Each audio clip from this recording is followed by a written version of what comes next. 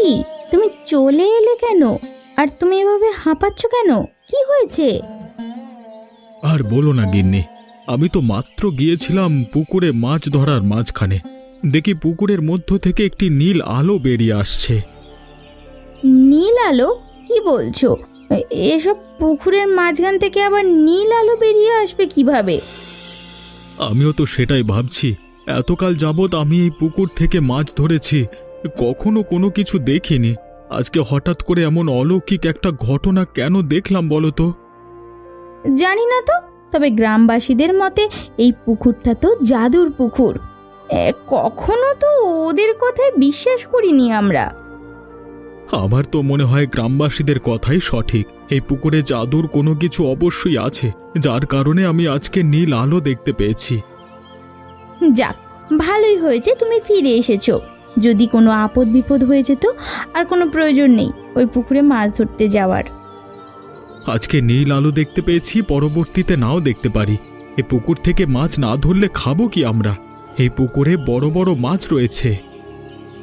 এত লোভ করা কিন্তু ঠিক ভালো নয়, বলে দিচ্ছি, পরে বিপদে পড়বে। আমি মোটেই লোভ করছি না গিন্নি, আমার উদ্দেশ্য সৎ। যাই হোক, পরেরটা পরে না হয় দেখা যাবে। গিন্নি, ঘরে কি কোনো খাবার নেই? আরে ক্ষুধায় যে আর টিকতে পারছি না। না গো, ঘরে এক মুঠো চাল নেই। যদি থাকতো আমি তো তোমাকে অনাহারে রাখতাম না। কি একটা অবস্থা বলো তো! মাছ ধরবার জন্য পুকুরে গিয়েছি, সেখানে নীল আলোর কারণে আমার জালটা ছিঁড়ে গেছে। এখন অন্য জায়গা থেকেও মাছ ধরতে পারছি না। কি এমন দোষ করেছিলাম আমরা, খেয়ে জানে। আমাদের উদ্দেশ্য তো কোনোদিনও অসৎ ছিল না। উপরওয়ালা কেন আমাদের সাথে এমনটা করলো বলো তো? কি জানি, হয়তো ওপরওয়ালা আমাদেরকে পরীক্ষা করছেন। আমরা এই পরীক্ষা উত্তীর্ণ হলে অবশ্য ভালো কিছু পাবো। আর কত পরীক্ষা নেবে নুনি? আমাদের ঘরে খাওয়ার জন্য কিছুই নেই, না খেয়ে এখন আমাদের মরতে হচ্ছে। চিন্তা করো না গিন্নি, দেখি কি করা যায়। খাবারের জোগাড় তো অবশ্যই করতে হবে। তুমি বসো, আমি দেখি আর কারো বাড়িতে গিয়ে কোনো খাবার কিছু পাওয়া যায় কিনা। হায় রে, এমন দিন এলো যে এখন গ্রামবাসীদের কাছে গিয়ে আমাদের হাত পাততে হবে। কিছুই করার নেই এখন, আগে আমাদেরকে খাবার খেতে হবে। যদি বেঁচেই নাই থাকি তাহলে ওপরওয়ালার দেওয়া পরীক্ষায় উত্তীর্ণ হব কি করে বলো তো? ঠিক আছে গিন্নি, তাই করো। তবে যারা অপমান করবে তাদের কাছে যেও না, ব্যাপারটা ভালো লাগবে না আমার। চিন্তা করো না, একটা ব্যবস্থা করেই তবে আমি বাড়িতে ফিরব। এইভাবে তোমাকে অনাহারে দেখতে আমার একদম ভালো লাগছে না। তাছাড়া খাবার জোগাড় না করতে পারলে সারা রাত না খেয়ে কাটাতে হবে যে। আমি না হয় সারা রাত না খেয়ে কাটাতে পারবো, কিন্তু তুমি তো পারবে না। এই সারা দিন রাত না খেয়ে থাকা যায় নাকি? আমার কথা তোমাকে চিন্তা করতে হবে না, আমি যাচ্ছি। তোমরা দুজনেই কান খুলে শুনে রাখো, ওই পুকুরের বড় মাছগুলো আমার চাই। এই বড় মাছগুলো যদি আমি বাজারে ওঠাতে পারি তাহলে আমার অনেক লাভ হবে, বুঝতে পারছিস তো তোরা? আমি তো কবে থেকে আপনাকে বলে যাচ্ছি পুকুর থেকে মাছ ধরবার জন্য, আপনি তো আমার কথা শুনছেন না। অন্যদিকে গ্রামের সবাই পুকুর থেকে মাছ ধরে বাজারে বিক্রি করছে। না না, গ্রামের অন্য কাউকে মাছ ধরতে দেওয়া যাবে না। লুকিয়ে ওই পুকুরের সমস্ত মাছ আমি ধরে নেব, যেন অন্য কেউ এই পুকুর থেকে মাছ ধরতে না পারে। কিন্তু শুনেছি তো ওই পুকুর নাকি জাদুর, ওখানে মাছ ধরতে গেলে নাকি বিপদ হয়। আমাদের এভাবে যাওয়াটা কি ঠিক হবে? তুই কি পাগল হয়ে গেলি? এই ৬৫ বছর ধরে গ্রামে বসবাস করে আসছি, আমি কোনোদিন কোনো অলৌকিক কিছু দেখলাম না, শুধু লোকমুখে শুনিয়ে এসেছি। তার মানে আপনি বলতে চাইছেন লোকমুখে প্রচলিত কাহিনীটি মিথ্যে, তাই তো? তা নয় তো কি, অনেক আগে থেকেই এই কথা প্রচলিত হয়ে আসছে, তবে এর কোনো সত্যতা পাওয়া যায়নি এখনো পর্যন্ত, তাই আমাদের কোনো ভয় নেই। তাহলে আর কি, চলুন আমরা সবাই মিলে গিয়ে মাছ ধরে আনি। তার আগে তুই আর রবি মিলে গিয়ে পুকুরের অবস্থা কেমন সেটা দেখ। পুকুরের অবস্থা যদি ভালো থাকে তবে আজকে রাতেই আমরা লুকিয়ে লুকিয়ে মাছ ধরে ফেলবো। ঠিক আছে, তাই হবে।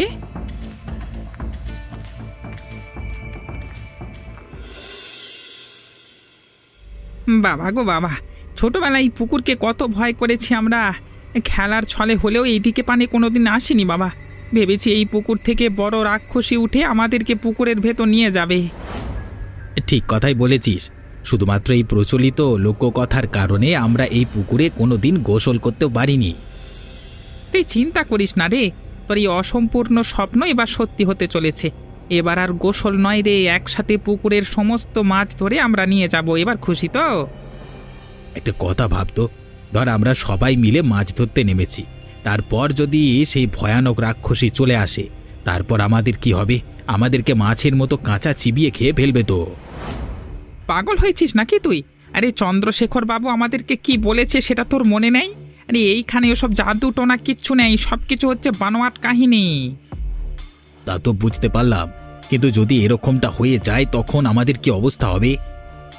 ধর, তুই আমাকে অযথা ভয় দেখাচ্ছিস। এই ভয়ে দেখা যাবে শেষ পর্যন্ত আমি মাছ ধরতে পারিনি। আরে ভয় পাস না, ভয় পাস না, ভয় পাচ্ছিস কেন? যদি রাক্ষসী থাকতো তাহলে তো আমাদের কথা শুনেই এখানে উঠে আসতো, আর এখানে কোনো রাক্ষসী নেই। আর বলিস না, পুকুরে রাক্ষসীকে কি আর ভয় পাবো? আমার ঘরেই তো একটা জলজ্যান্ত রাক্ষসী আছে। ওই রাক্ষসীর সাথে দিন রাত বসবাস করতে হয় আমার। আমার আবার কিসের ভয়? নিশ্চয়ই বৌদির কথা বলছিস। এ কথা যদি বৌদির কানে যায় তাহলে কিন্তু তোর খবর আছে। না রে ভাই, আমার এসব কথা বলিস না আমাকে। তোর বৌদির কানে যদি যায় তাহলে আমার এক সপ্তাহের খাওয়া আর জুটবে না। আমি ভালো আছি, আমার কোনো সংসারও নেই, সংসারে রাক্ষসীও নেই।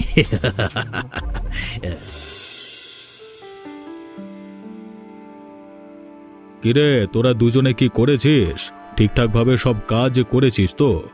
দেখিস যেন কোনো উল্টোপাল্টা কিছু না হয়, তাহলে তোদের কাজ আমার কাছে থাকবে না আর। না না বাবু, আমরা ঠিকভাবেই কাজ করেছি। আপনি ভালোভাবে দেখুন, তাহলে বুঝতে পারবেন। অযথা আমাদের উপর অভিযোগ করবেন না, আমরা সব কাজ ঠিকঠাকভাবেই করি। এখন আমরা তিনজনেই মাছ ধরতে নামি। মাছগুলো ধরে তারপর বাজারে নিয়ে যাব বিক্রি করতে। এ কি বাবু, এ পুকুরের জল কেমন যেন অস্বাভাবিক মনে হচ্ছে। চারিদিকে ঢেউগুলো অনেক বেড়ে গেছে বলে মনে হচ্ছে। তেমন কিছু নয়, আমরা জলে নেমেছি তো, এই কারণেই ঢেউয়ের সৃষ্টি হয়েছে। আর কথা বাড়াস না, জাল ফেল, মাছ তুলতে হবে। এ কি বাবু, রবি কোথায় গেল? ওকে তো কোনো জায়গায় দেখতে পাচ্ছি না। এ রবি, আরে এই রবি, কোথায় গেলি তুই? আসলেই তো কোথায় গেল? মাত্র তো আমাদের সাথেই ছিল, ভালোভাবে খুঁজে দেখ তো। না বাবু, সারা পুকুরে কোথাও রবি নেই। ও কি চলে গেল বাড়িতে? না তো, রবি তো চলে যাবে না, গেলে আমাদেরকে বলেই যাবে। তুই একটু ভালোভাবে দেখ। কে কোথায় আছো? বাঁচাও আমাকে, কেউ একজন বাঁচাও, আমার পা টেনে নিয়ে যাচ্ছে একজন, আমি উঠতে পারছি না। হারেন্দ্র বাঁচাও। হ্যাঁ, ওই তো এই রবি জলে হাবুডুবু খাচ্ছে বাবু। হ্যাঁ বাবু, রবিকে বাঁচাতে হবে বাবু। দেরি করিস না, দেরি করিস না, তাড়াতাড়ি ওপরে উঠে চল। নিশ্চয়ই এ জলের তলায় কিছু আছে। কিন্তু কিন্তু রবি, আগে আমাদেরকে এই জল থেকে ওপরে উঠতে হবে, না হলে রবিকে বাঁচাতে পারবো না আমরা। চল চল।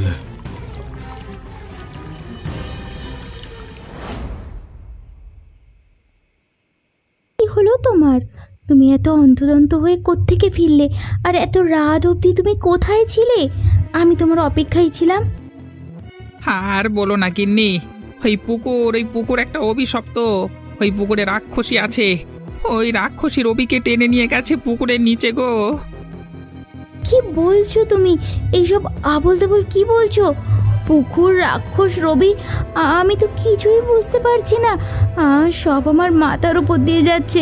তুমি একটু খুলে বলো তো আমাকে। ওই পুকুরে কোনো মাছ নেই, পুকুরে রয়েছে রাক্ষসী। মানুষের কথাই ঠিক গো। আমরা মানুষের কথা না শুনে মাছ ধরতে গেছিলাম। রবি তলিয়ে গেছে, রবিকে আর কোনোদিন খুঁজে পাওয়া যাবে না। তার মানে তোমরা ওই পুকুরে চুরি করে মাছ ধরতে গিয়েছিলে? তোমাদের কি কোনো আক্কেল জ্ঞান নেই গো? তোমরা কি জানো না ওই গ্রামের এই পুকুর নিয়ে কি সব ঘটনা ঘটে আছে?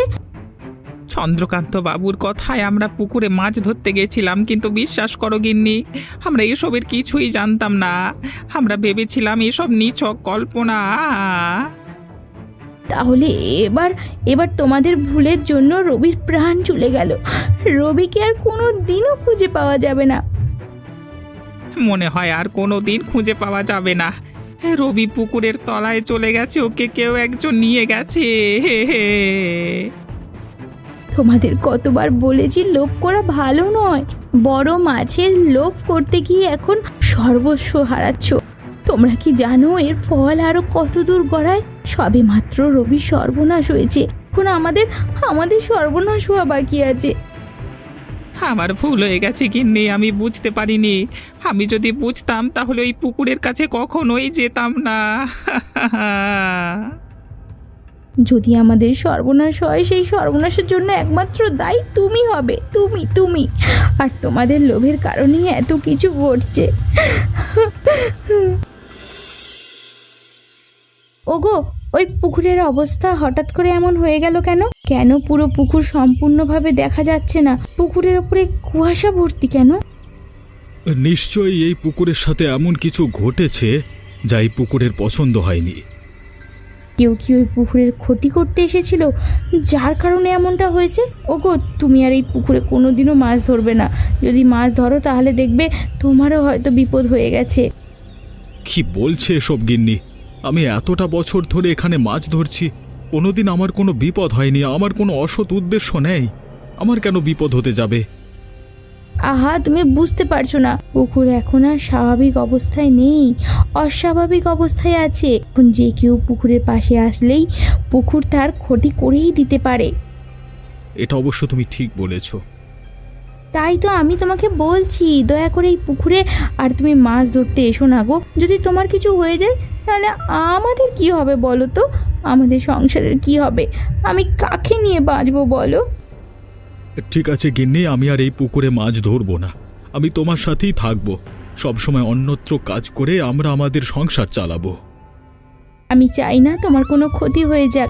আমরা আমরা অন্য কোনো জায়গায় কাজ করে সংসার চালাবো, তবুও এইখানে আর মাছ ধরতে আসবো না।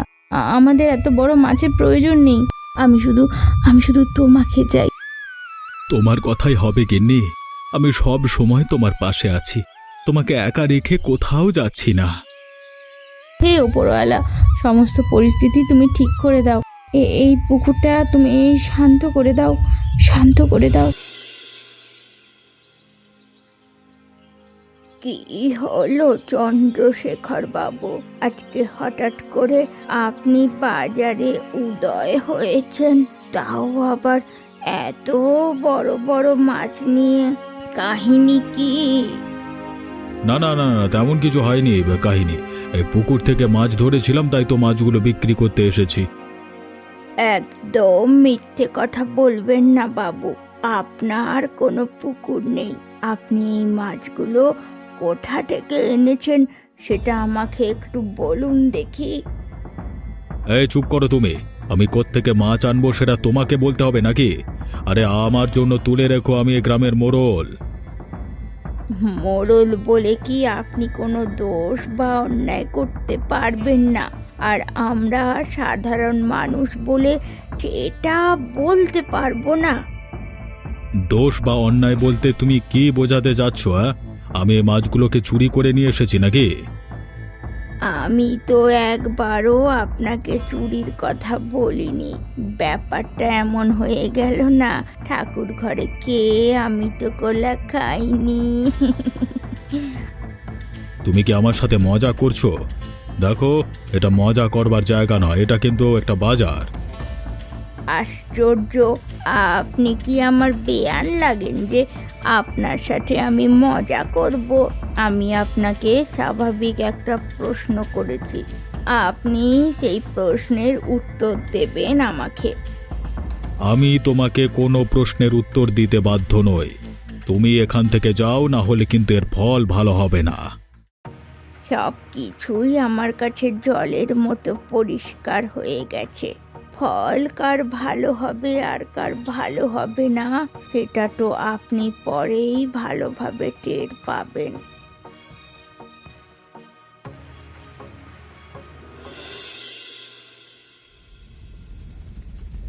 হায় হায় রে, আমার কি সর্বনাশ হলো গো! গিন্নি তুমি কোথায় গেলে? আগুনের দিকে যেও না। ওগো ওগো, আমাদের ঘর বাড়ি তো সব পুড়ে যাচ্ছে, কিছু একটা করো, আমরা তো নিঃস্ব হয়ে যাচ্ছি। কিছুই করবার নাই গিন্নি, তুমি তাড়াতাড়ি এইদিকে চলে এসো, না হলে তোমারও বিপদ হয়ে যাবে গো। হায় ওপরওয়ালা, কেন তুমি আমাদের এমন দিন দেখাচ্ছ? সব কিছু তোমার কারণেই হয়েছে, এই সব কিছু তোমার পাপের ফল। তুমি পাপ করেছিলে, যার ফল স্বরূপ এই পুকুর তোমাকে সব কিছু উপহার দিচ্ছে। হতে পারে গিন্নি, এই অভিশাপের কারণে আজকে আমাদের এই অবস্থা হচ্ছে। আমি আর কোনো দিন লোভ করব না। আমি সর্বস্ব হারিয়ে ফেললাম গো, আমি নিঃস্ব হয়ে গেছি। আমার আর কিচ্ছু বাকি নেই। এখন আর হায় আফসোস করে কি লাভ? এখন আফসোস করলেও তো আমাদের বাড়িঘর আমরা আর ফিরে পাবো না। এখন আমরা কোথায় থাকবো বলো? কোথায় থাকবো আমরা? আমার এত কষ্ট করে তিলে তিলে গড়া সংসারটা নষ্ট হয়ে গেল। কিভাবে দিন কাটাবো আমরা? এখন আপাতত চন্দ্রশেখর বাবুর বাড়িতে চলো, নিশ্চয়ই তিনি আমাদেরকে আশ্রয় দেবে। আমরা আবার আমাদের ঘরবাড়ি নতুন করে গড়ে তুলবো। চুপ করে থাকো তুমি, একদম চুপ করে থাকবে। তোমার কারণে সব কিছু হলো। আমি তোমার সাথে আর সংসার করব না। আমার এত কষ্ট করে তিলে তিলে গড়া সংসারটা ভেঙে চুরে চুরমার হয়ে গেল। আমাকে ক্ষমা করো গিন্নি, আমি তোমার কাছে ক্ষমা চাই। তুমি যদি আমাকে ক্ষমা না করো, তাহলে এই পুকুর আমাকে কোনো দিন ক্ষমা করতে পারবে না। আমি তোমাকে কথা দিচ্ছি, আমি আর কোনো দিন লোভ করবো না। এখন কি হবে গো? আমরা কিভাবে দিন কাটাবো বলো? কিভাবে দিন কাটাবো? আপাতত চন্দ্রশেখর বাবুর বাড়িতেই যাই। গ্রামের যে পরিস্থিতি, তাতে গ্রাম খুব শীঘ্রই বিনষ্ট হয়ে যাবে।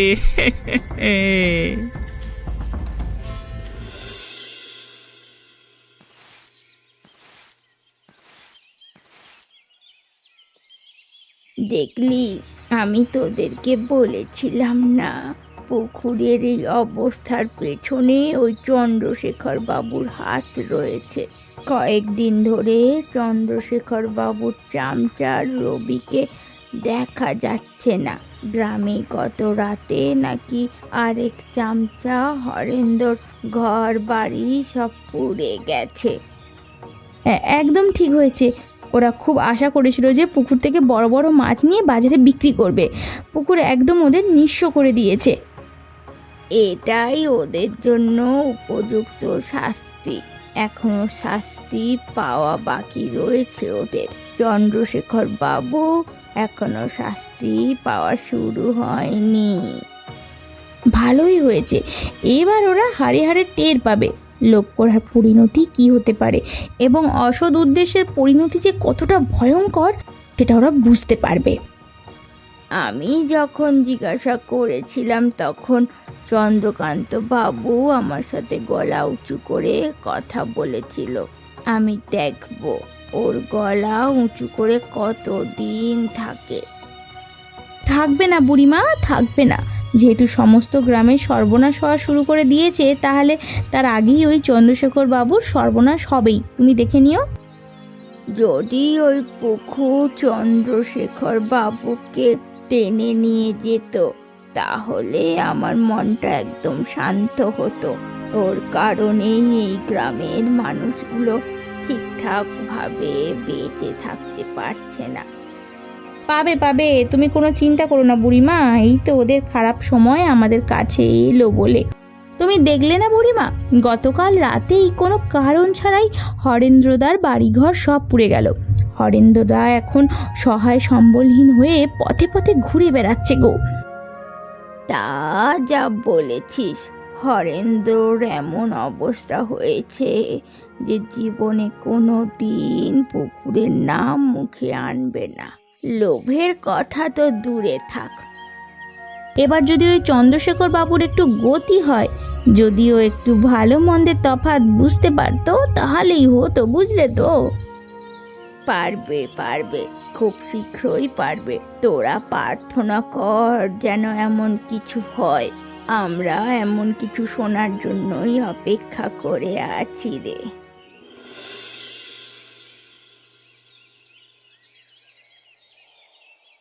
বাবু, আমরা আপনার বাড়ি ছেড়ে চলে যাচ্ছি। আমরা এই গ্রামে আর থাকবো না। আমাদের জন্য আশীর্বাদ করবেন। আমরাও প্রার্থনা করি যে আপনি যেন তাড়াতাড়ি সুস্থ হয়ে ওঠেন।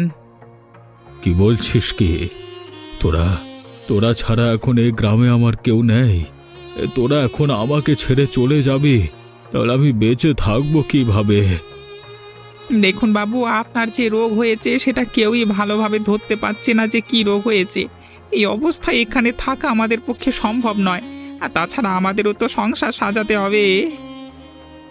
তো যা, গ্রামে যে কোনো জায়গায় তোরা নতুন ঘর বাড়ি তোল।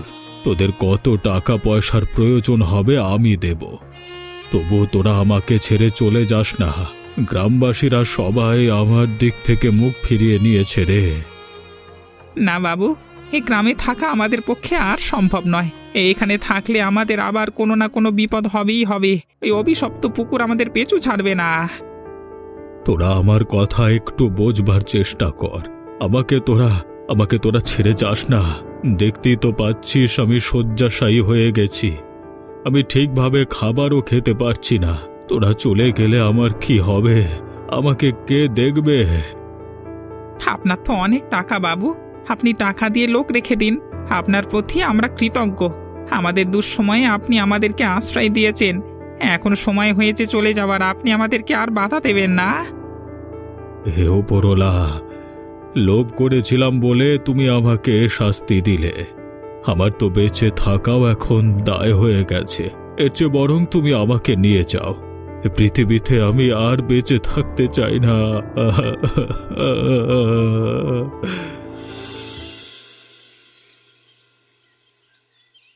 তোমরা সবাই তো জানো চন্দ্রশেখর বাবুর অবস্থা এখন কেমন।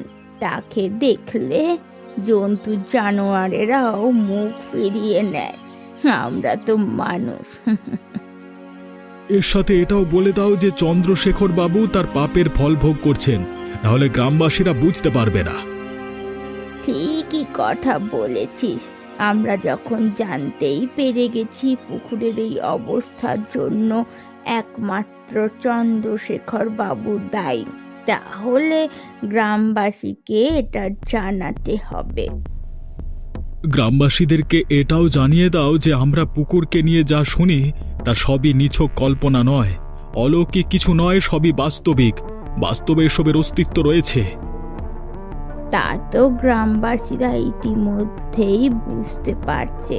গ্রামের অবস্থা তো ভালো নয়। পুকুর থেকে মাঝে মাঝে অদ্ভুত অদ্ভুত শব্দ শোনা যায়। পুকুরের ওপরে এখনো কুয়াশার এক মোটা আস্তরণ রয়েছে। গ্রামের এই অবস্থার কারণে চন্দ্রকান্ত বাবু দায়ী। তাহলে চন্দ্রকান্ত বাবুর এ বিষয়ে শাস্তি পাওয়ার দরকার না? চন্দ্রশেখর বাবুকে আমরা আর কি শাস্তি দেব বলতো? সে তার পাপের শাস্তি নিজেই পাচ্ছে। এরপর আমার আর মনে হয় না চন্দ্রশেখর বাবুকে আর কোনো শাস্তি দেয়া যাবে। তাহলে ঠিক আছে, উনি অবশ্য ওনার এই অবস্থাতে নিজেদের ভুল বুঝতে পেরেছেন এবং নিজের অন্যায়ের জন্য অনুশোচনা বোধ করছে। হ্যাঁ রে, এখন আমাদের এটাই দেখার বিষয় যে আমাদের পুকুর আবার আগের অবস্থায় কবে ফিরে আসে। এই পুকুর লোভী অথবা পাপী লোকেদের জন্য নয়, এই পুকুর সৎ লোকের জন্য। সৎ লোক এই পুকুরকে যেভাবে ইচ্ছা সেভাবে ব্যবহার করতে পারবে। তাহলে এতদিন আমার সৎ উদ্দেশ্য ছিল বলেই এই পুকুর কোনোদিন আমার ক্ষতি করেনি। একদম ঠিক কথা বলেছিস। এরপর থেকে গ্রামে যে কেউ অসৎ উদ্দেশ্যে এই পুকুরের কাছে যাবে তারই কোনো না কোনো বিপদ হবে। চন্দ্রশেখর বাবুর অবস্থা দেখে গ্রামের সবার শিক্ষা নেওয়া উচিত। তাড়াতাড়ি করো গিন্নি, এখান থেকে যত দ্রুত সম্ভব আমাদেরকে বের হতে হবে। এখানে থাকা এখন মোটেও নিরাপদ নয়। কেন গো, আমরা তো ধীরে সুস্থেও যেতে পারি। তাছাড়া মাথার উপরে সূর্যটা কেমন চড়াও হয়ে উঠেছে। এই অবস্থায় আমরা পথ চলতে পারবো? পথ তো চলতেই হবে, এখনো কোনো কিছু টের পাওনি? চন্দ্রশেখর বাবু গত রাতেই আত্মহত্যা করেছে। গ্রামবাসীরা টের পাওয়ার আগে আমাদেরকে এখান থেকে কেটে পড়তে হবে। কি বলছো তুমি এইসব? চন্দ্রকান্তবাবু আত্মহত্যা করেছে, কিন্তু আমরা তো কিছুই জানি না। তাছাড়া তার আত্মহত্যা করার পেছনে আমাদের তো কোনো হাত নেই। দেখো গিন্নি, গ্রামের অবস্থা তেমন ভালো নয়। গ্রামবাসীরা যা খুশি তাই করতে পারে। আমাদেরকে যদি অপরাধী মনে করে তাহলে আমাদেরকে এখানেই শেষ করে দেবে। হে হে। তাহলে কেন চন্দ্রকান্ত বাবুকে এইভাবে রেখে আমাদের চলে যেতে হয়? হ্যাঁ গিন্নি, সেটাই করতে হবে। গ্রামবাসীরা ঠিক তার খোঁজ পেয়ে যাবে। এখন আমাদেরকে এখান থেকে সরাতে হবে, তাড়াতাড়ি চলো। ঠিক আছে, আমি সব কিছু গুছিয়ে নিচ্ছি, তুমি বরং জিনিসপত্রগুলো বাইরে নিতে শুরু করো। দেখো গিন্নি, আমাদের জিনিস ব্যতীত আর একটা জিনিসও যেন বেশি না হয়। চন্দ্রশেখর বাবুর একটা জিনিসও হাত দেবে না। একবার লোভ করে বড় বিপদে পড়ে গিয়েছি, আর লোভ করতে চাই না। তুমি চিন্তা করো না, আমাদের যতটুকু আছে ততটুকু নিয়েই আমরা বেঁচে থাকবো। আমাদের লোভ করার আর কোনো প্রয়োজন নেই। ওপরওয়ালার কাছে আমি অনেক কৃতজ্ঞ যে এই অল্প দিনেই আমাদের বিপদ শেষ করে দিয়েছে। দেখলি, গ্রাম থেকে অশুভ লোকজন বিদায় হওয়ার সাথে সাথে আমাদের পুকুর আবার পবিত্র হয়ে গেছে রে। আমাদের পুকুরে আবার আগের অবস্থায় ফিরে এসেছে। তাহলে কি এখন পুকুরকে আবার আগের মতোই ব্যবহার করা যাবে? আশা করছি আগের মতোই ব্যবহার করা যাবে। তবে গ্রামে যদি আরও কোনো অসৎ লোক থেকে থাকে এবং অসৎ উদ্দেশ্যে এই পুকুরের আশেপাশে আসে, তাহলে আবার পুকুর ভয়ঙ্কর রূপ নিতে বাধ্য হবে। না বুড়িমা, এবার আর তা হতে দেব না। এবার আমরা পুকুরের উপরে নজর রাখব। এই পুকুর আমাদের গ্রামের শতবর্ষের ঐতিহ্য। এই পুকুরকে আমরা কোনোভাবেই নষ্ট হতে দিতে পারি না। এই পুকুরকে আমরা কিন্তু পাহারা দিতে পারবো না। এই পুকুর নিজের পাহারা নিজেই দিতে পারে। যে এই পুকুরের দিকে তার লোভী থাবা এগিয়ে দেয়, পুকুর তার থাবা ভেঙে চুরে তছনছ করে দেয়। তাহলে এবার আমাদের গ্রামের উপর থেকে সমস্ত অশুভ ছায়া সরে গেছে। আমাদের গ্রামে আর কোনো অঘটন ঘটবে না। এ খুশিতে আমরা তো একটা উৎসবের আয়োজন করতেই পারি। ঠিক বলেছিস। এই উৎসবের মধ্য দিয়েই আমরা আমাদের পুকুরের পবিত্রতা ঘোষণা করব। সমস্ত গ্রামবাসীদেরকে জানিয়ে দেব এই পুকুরের দিকে যেন কেউ লোভ না দেয়। যদি সবার মাথায় চন্দ্রশেখর বাবুর কথা থাকে, তাহলে আর কেউ কোনো দিন এই সাহস করবে না। তাহলে চল, গ্রামের সবাই মিলে আমরা একটা উৎসবের আয়োজন করি। গ্রামে ততদিনে থমথমে পরিবেশ আনন্দের উৎসবে ভরে উঠবে। ঠিক আছে, তাই হবে। চলো তাহলে, আর দেরি করা উচিত হবে না। এমনই মজার মজার গল্প দেখতে আমাদের চ্যানেলটিকে সাবস্ক্রাইব করতে ভুলবেন না।